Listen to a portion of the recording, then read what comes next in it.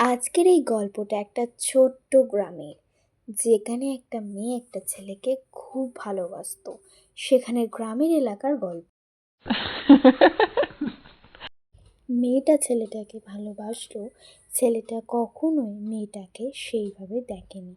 ছেলেটা ভাবতো লিলিমা হচ্ছে তার বোন, কিন্তু মেয়েটা মনে মনে ছেলেটাকে খুব ভালোবাসতো। সেটাই সেই দিন সে লিলিমা সেই ছেলেটাকে বলল, কিন্তু সেই ছেলেটা বলল যে আমি তোমাকে বোনের মতো ভেবেছি। সেই শুনে লিলিমা নদীর ধারে খুব কান্নায় ভেঙে পড়ল। তার মা তাকে ডাকতে যাচ্ছিল, তখনই তার মনে পড়ল আমার মেয়ে তো সেই নদীর ধারে বসে, কারণ যখনই তার দুঃখ হয় সে ওখানেই বসে থাকে। তার বাবাও তাকে ডাকতে না গিয়ে বাড়ির পথে চলে যাচ্ছিল, কারণ জানে তার মেয়ে দুঃখ পেলে ওখানেই যে থাকে। তার বাবা মাও মেনে নিতে পারেনি যে সে আশিস নামের ছেলেকে ভালোবাসুক। তাই লিলিমা তার বাবা মায়ের কথা চিন্তা করে নদীর ধার থেকে উঠে এসে এখন বাড়ির পথে চলল।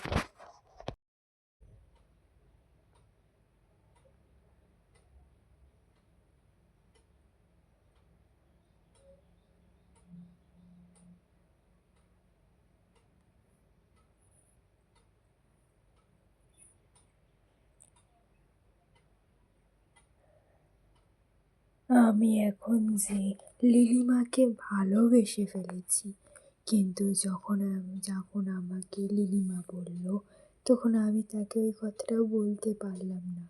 এখানে লিলিমা কতবার এসে দুঃখ পেলে বসে থাকতো, কিন্তু আমি আজ এসে ও নেই।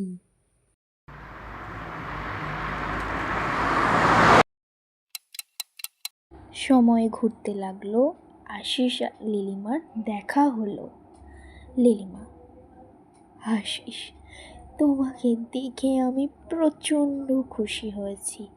তোমাকে আমি বলেছিলাম যে তোমার সাথে একদিন আমার মিল হবেই। আশিস, আশিস তুমি কোথায়? আর আশিস সেখান থেকে চলে গেল। লিলিমা খুব কান্নায় ভেঙে পড়লো এবং সেও সেখান দিয়ে চলে গেল।